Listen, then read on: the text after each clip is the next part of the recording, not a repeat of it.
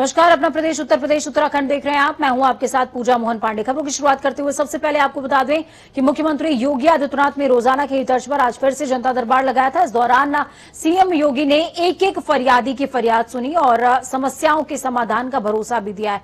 जनता दरबार में ज्यादातर मामले पुलिस प्रशासन से जुड़े हुए सामने आए। इस दौरान सीएम योगी ने लोगों की समस्याओं के त्वरित समाधान के लिए सख्त निर्देश दिए हैं। तो वहीं थाईलैंड की राजदूत ने लखनऊ में मुख्यमंत्री योगी आदित्यनाथ से मुलाकात करी है। सीएम योगी ने राजदूत से मिलने की तस्वीरें को ट्वीट पर शेयर किया है और लिखा कि आज लखनऊ स्थित सरकारी आवास पर थाईलैंड की माननीय राजदूत सुश्री पट्टारथोंगटोंग से मुलाकात हुई है।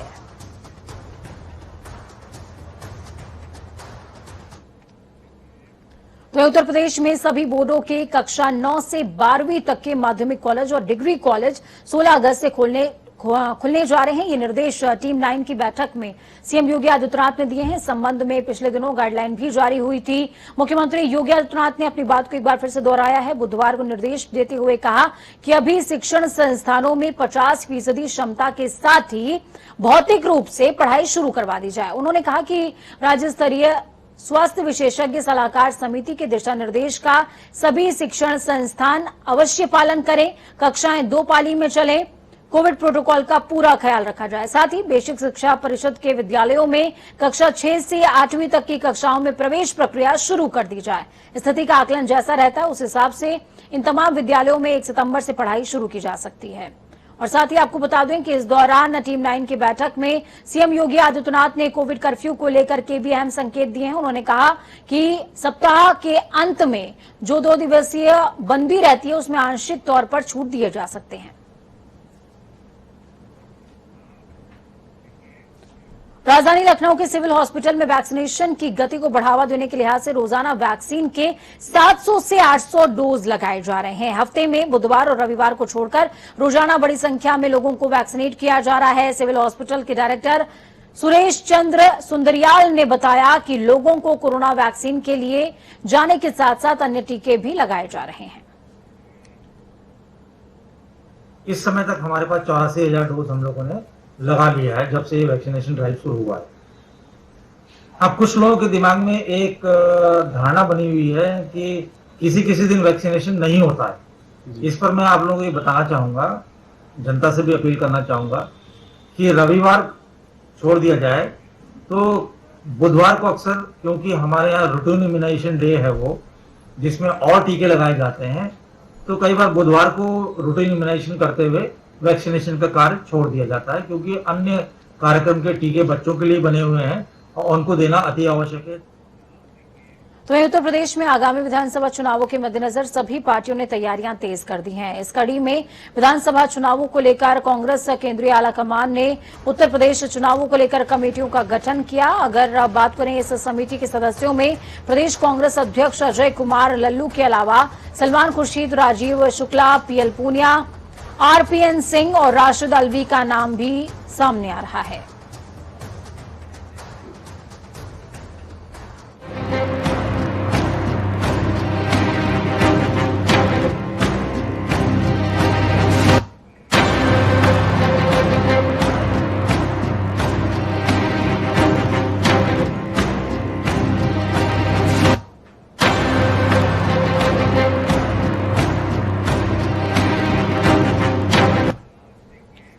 बालू अड्डे में फैले डायरिया के प्रकोप से 2 दर्जन से ज्यादा पीड़ितों का इलाज हजरतगंज स्थित सिविल अस्पताल में चल रहा है। मामला उजागर होने के बाद दिन भर नेताओं से लेकर अधिकारी तक बालू अड्डे का दौरा करते नजर आए। डीएम अभिषेक प्रकाश और महापौर संयुक्ता भाटिया ने भी बालू अड्डा क्षेत्र का निरीक्षण किया है और दोषियों पर सख्त कार्रवाई करने की बात भी कहती नजर आई। आपको बता दें कि दूषित पानी पीने की वजह से बालू अड्डे के कई लोग बीमार हो चुके हैं, जिन्हें इलाज के लिए अस्पताल में भर्ती करा दिया गया। तो वहीं स्थानीय निवासियों का कहना है कि सरकार की ओर से अभी तक कोई राहत नहीं मिली है, जिसके बाद लोग आक्रोशित हैं और इस बीच सड़क पर बैठ गए हैं। सरकार और नगर निगम, जल निगम के तमाम अधिकारियों के खिलाफ नारेबाजी चल रही है। धरने पर बैठे हुए लोगों का कहना है कि जब तक मृतक मासूम बच्चों के परिजनों को सरकार मुआवजा नहीं देती है तब तक धरने पर बैठे रहेंगे।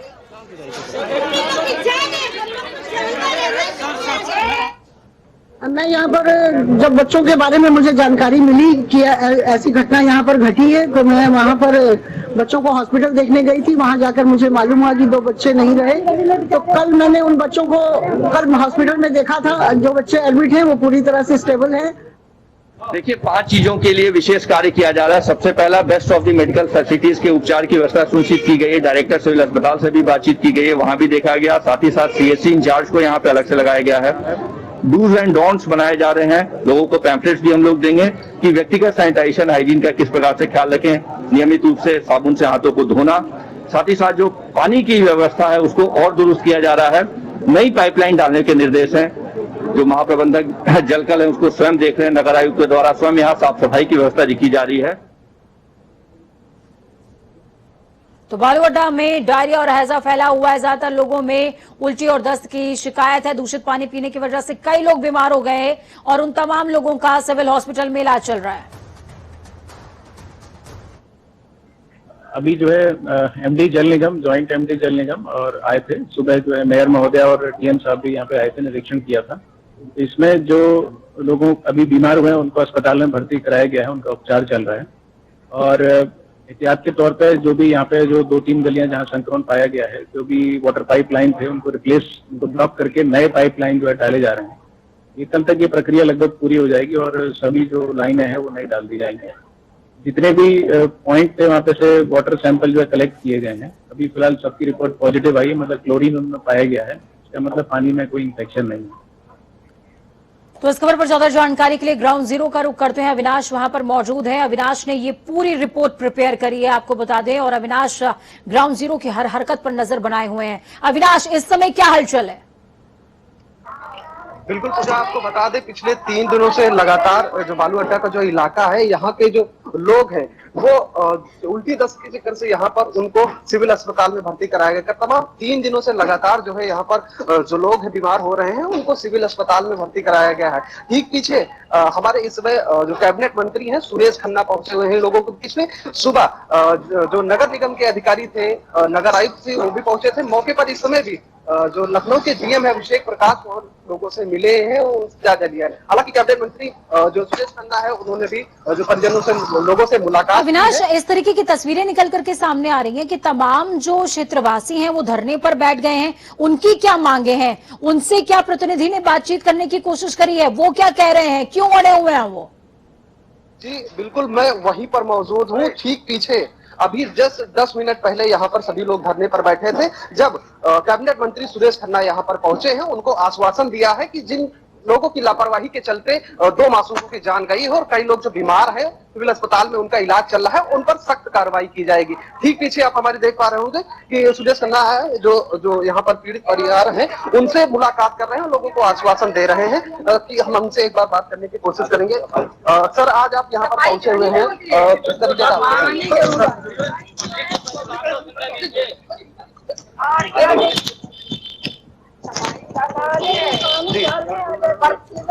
चलिए, सुरेश खन्ना को हम देख पा रहे हैं। एक बार फिर से अभिषेक, आप बात करने की कोशिश कीजिए। अविनाश, क्या सुरेश खन्ना क्या कुछ बातचीत कर रहे हैं तमाम लोगों से? जी, आप एक बार बातचीत करने की कोशिश कीजिए सुरेश खन्ना से। वो क्या आश्वासन दे रहे हैं ये जानना बेहद जरूरी है। मैंने बात करने की कोशिश की, लेकिन जो यहाँ पर स्थानीय लोग हैं उनसे वो बात कर रहे हैं और उसके बाद ही कुछ बयान का पाएगा सामने। ठीक है, बहुत शुक्रिया अविनाश हमारे साथ जुड़ने के लिए, अहम जानकारी ग्राउंड जीरो से साझा करने के लिए।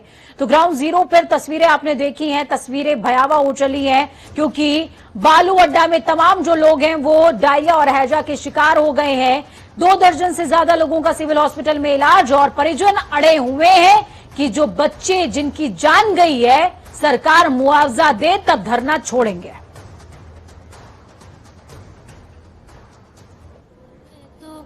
अपने पिया की जोगनिया शुभ रतिया, शुभ रतिया, शुभ रतिया, शुभ रतिया।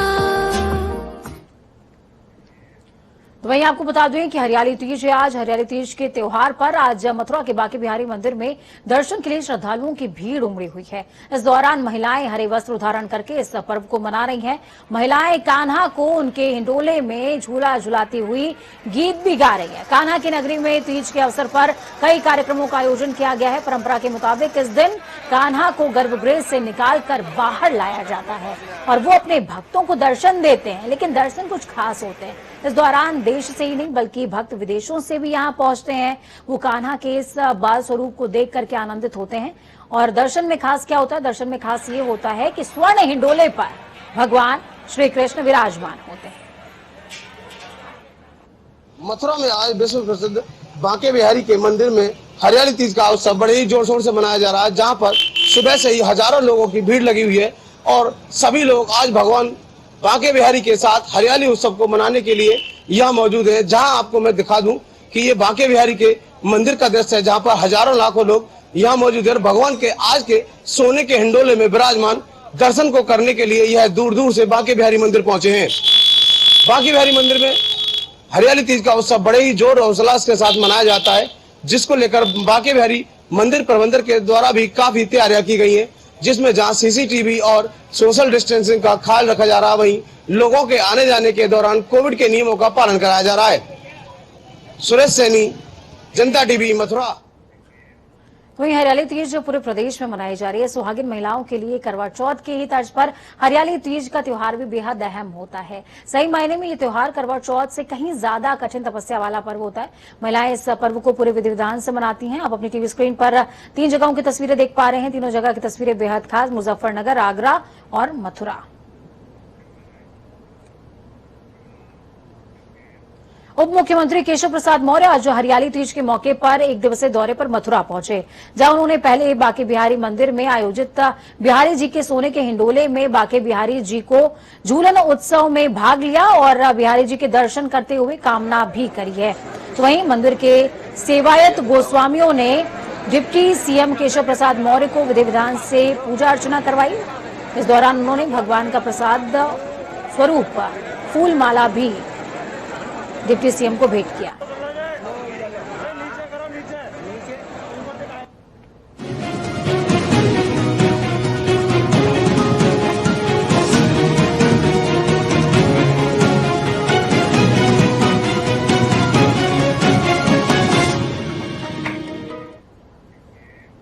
प्रधानमंत्री नरेंद्र मोदी ने अपने संसदीय क्षेत्र वाराणसी में बाढ़ से पैदा हुई स्थितियों पर आज स्थानीय प्रशासन से विस्तृत चर्चा करते हुए जायजा लिया और हर संभव मदद का आश्वासन भी दिया। आपको बता दें कि वाराणसी में गंगा और वरना नदियों में उफान से शहर के कई इलाकों में बाढ़ का पानी भर गया है। शहर के निचले और ग्रामीण इलाकों में बाढ़ से हाहाकार मचा हुआ है। यहाँ गंगा नदी का जलस्तर 71.90 मीटर पर है, जो कि खतरे के निशान से सिर्फ 64 सेंटीमीटर ऊपर बताया जा रहा है। गंगा का जलस्तर 1 सेंटीमीटर प्रति घंटे की रफ्तार से बढ़ रहा है। तो वहीं मौसम विभाग के अनुसार अगले 5 दिन पूर्वी उत्तर प्रदेश के तमाम अंचलों में भारी बारिश का संकेत है।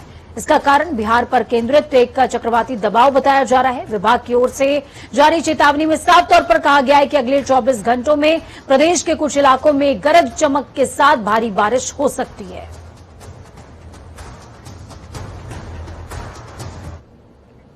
तो कुछ तस्वीरें आपकी टीवी स्क्रीन पर होंगी। सुबह में नदियां उफान पर हैं। सिर्फ गंगा ही नहीं, यमुना ही नहीं, बेतवा, चंबल, तमाम जो नदियां हैं वो उफान पर हैं और लोगों का जी जो है जंजाल में फंसा हुआ है।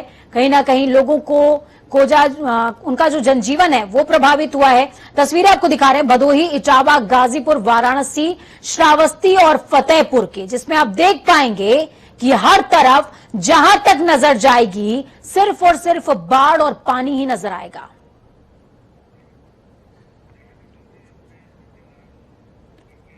ग्राउंड जीरो का रुख करते हैं, वाराणसी का रुख करेंगे। धर्मेंद्र चौबे हमारे साथ वाराणसी से मौजूद हैं। धर्मेंद्र, क्या कुछ अपडेट है ग्राउंड जीरो से? पूजा मैं दिखाना चाहूंगा, पहले तो आपको दृश्य के माध्यम से कैमरा मैन पर्सन से कहूंगा दिखाएं। देखिए ये जो गांव है करीब 10,000 की आबादी है। ये पूरी गंगा और गोमती का तट है, वरुणा का तट है, ये पूरी चपेट में आ चुके हैं। जल में लगभग 30 से 40 हजार लोग गंगा के पार और गोमती नदी और वरुणा की चपेट में आ चुके हैं, जिसके लिए जिला प्रशासन ताबड़तोड़ मेहनत कर रहा है। तस्वीरों में ये भी आपको कल दिखाया था मैंने जो कि उत्तर प्रदेश सरकार के मंत्री खुद राहत सामग्री नीलकंठ तिवारी, पुलिस कमिश्नर और वाराणसी के कमिश्नर दीपक अग्रवाल, तमाम अधिकारी लगे हुए हैं। राहत सामग्री एनडीआरएफ की नाव से पहुंचा रहे हैं। ग्राम सभाओं में, ग्रामीण क्षेत्रों में भी पहुंचाया जा रहा है। लेकिन पूजा एक बड़ी बात है, किसानों के लिए जैसे उनके पशु के चारे की व्यवस्था जिला प्रशासन करता है, उसमें बड़े पैमाने की अभी धांधली देखने को मिली है। वहां पे 99 कुंटल भूसे, 100 कुंटल भूसे भेजे जा रहे हैं लिखा पढ़ी में, लेकिन उसमें मात्र 50 से 60 कुंटल भूसे हैं। उसको लेकर किसानों में और ग्रामीणों में कहीं न कहीं रोष है कि पशु को चारा कैसे खिलाया जाए। राहत सामग्री तो पर्याप्त मात्रा में मिलती है, लेकिन जो अन्य चीजें पशुपालन विभाग की। बिल्कुल धर्मेंद्र, जिस समय आप ये तमाम जानकारी हमें दे रहे हैं, ठीक उसी समय हम तमाम दर्शकों को ग्राफिक्स के जरिए ये बताने की भी कोशिश कर रहे हैं कि सिर्फ वाराणसी ही नहीं बल्कि 10 ऐसे भी जिले हैं जहां पर पानी खतरे के निशान के ऊपर बढ़ चला है या उसके आसपास है और अपेक्षा से ज्यादा बारिश हुई है इन तमाम क्षेत्रों में। कैसे हालात हैं धर्मेंद्र, क्योंकि लोगों के रेस्क्यू के लिए प्रशासन की तरफ से क्या कुछ इंतजाम किए गए? पूजा देखिए, ग्रामीण क्षेत्र हो चाहे शहरी, जगह जगह प्रशासन ने बोट हायर कर ली है और बोट हायर करके लोगों को जो आने जाने की व्यवस्था है। जैसे मैं बताना चाहूंगा, ये तलहटी इलाका है वाराणसी का, आप देख सकती हैं पूरा जलमग्न, कई गांव देखिए तस्वीर के माध्यम से पूजा मैं दिखाना चाहूंगा, पूरा जलमग्न हो चुका है। उधर विद्यालय डूब चुके हैं। बोट के माध्यम से देखिए लोगों को लाया जा रहा है। तस्वीर मैं दिखाना चाहूंगा, तमाम चीजों की व्यवस्था की गई है, लेकिन उसके बावजूद भी ग्रामीण कहीं न कहीं सर्पदंश, भय और जानवरों की चपेट में जद में आने का भी डर बना हुआ है। एक चीज और पूजा बताना चाहूंगा, मेरे साथ यहाँ के स्थानीय ग्राम प्रधान है, इनसे मैं बात करता हूँ और इनसे जानता हूँ कि लाइट और जनरेटर की क्या व्यवस्था की, क्योंकि आप देख रहे हैं पूरे खंभे लाइट के डूब चुके हैं गंगा में। ये जो गोमती तट है, ये जो वरुणा तट है, पूरा डूब चुका है, तो लाइट सप्लाई काट दी गई है। हमारे साथ ग्राम प्रधान है यहाँ, हम जानते हैं इनसे कि क्या है व्यवस्था, लाइट की क्या प्रधान जी व्यवस्था की गई है? मेरा नाम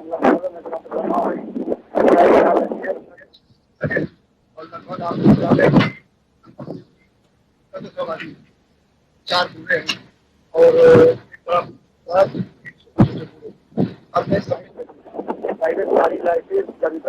लगभग कितने घंटे सफाई जनरेटर से चला रहे हैं आप लोग? जनरेटर से करीब आप 7 से 7 बजे तक चालू रहता हूँ और मतलब फिर 12 घंटे के लिए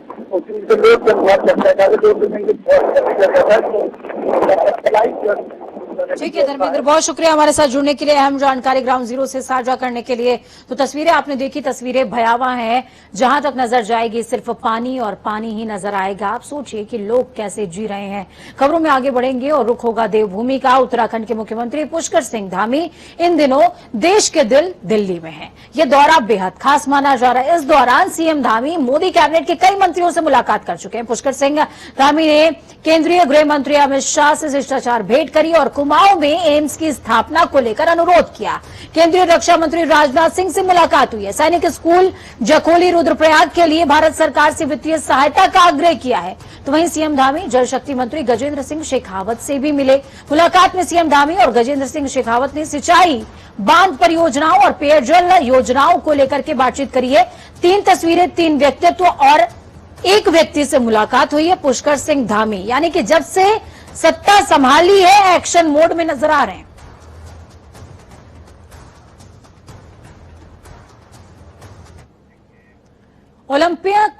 आपको बता दें कि Olympian hockey player Vandana Kataria बुधवार को दिल्ली से एयर इंडिया की फ्लाइट से सुबह 8:45 पर जॉली ग्रांट एयरपोर्ट पहुंची थी। हवाई अड्डे से लेकर के घर तक उनका जोरदार स्वागत करने के लिए जनसैलाब उमड़ पड़ा। ओलंपिक हॉकी मैच में हैट्रिक लगाने के बाद अपने घर वापस लौटी वंदना कटारिया के जोरदार स्वागत के लिए जिला प्रशासन ने रोशनाबाद स्पोर्ट्स स्टेडियम में आयोजन किया।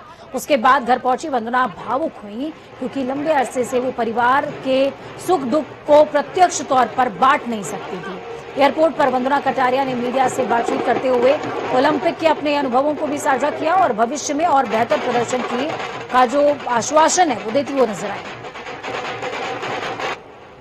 बहुत अच्छा लग रहा है और यहाँ पे मैंने सोचा नहीं था कि इतना ज्यादा अच्छे से मतलब हो पाएगा और हॉकी इतना ऊपर आ पाएगी, तो बहुत अच्छा लग रहा है। एक के बाद एक मतलब ऐसे वेलकम कर रहे हैं।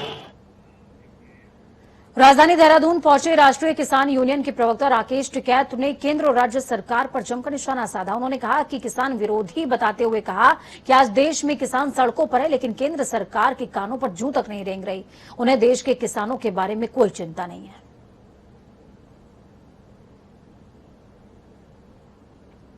देखो, इशू क्या है? इशू है कि 3 काले कानून जो भारत सरकार बार बार कहती है कि इसमें काला क्या है, जब वे 18 अमेंडमेंट इसमें करना चाहते हैं संशोधन, और जो कानून बनते ही संशोधन मांगने लगे तो पूरा का पूरा कानून ही काला है।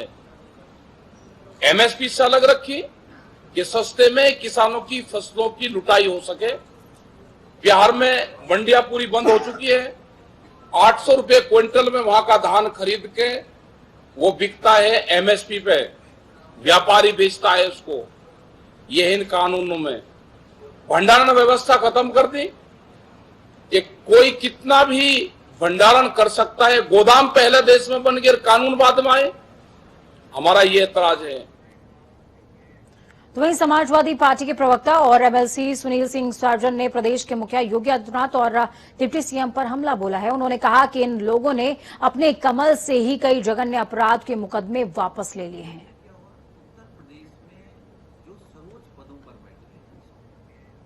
उत्तर प्रदेश में जातिगत जनगणना को लेकर मांग की जा रही है। तो वहीं भाजपा सांसद संघमित्रा मौर्य का एक बयान सामने आया, जिसमें उन्होंने कहा कि मुझे उत्तर प्रदेश को देखकर ऐसा लगता है कि पिछड़ा वर्ग अभी भी पिछड़ा हुआ है।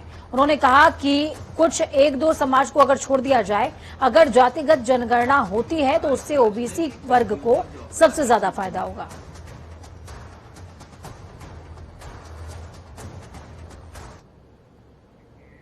मुस्लिम समुदाय के नए वर्ष की शुरुआत आज से हो चुकी है। तो वहीं मुस्लिम सिया समुदाय के लोग ये काफी गमी और इबादत का महीना मनाया जाता है। इसी क्रम में कोविड गाइडलाइन के अनुसार उत्तर प्रदेश सरकार की ओर से जुलूस पर पूर्ण तौर पर पाबंदी है और इबादत गाह में एक समय में 50 लोगों की ही उपस्थिति हो सकती है, जिसमें सोशल डिस्टेंसिंग का खास ख्याल रखना होगा। वक्त यहाँ पर छोटे से ब्रेक का। ब्रेक के उस पार खबरों का सफर लगातार जारी है। बने रहिए जनता टीवी के साथ, क्योंकि हम आपकी ताकत। नमस्कार।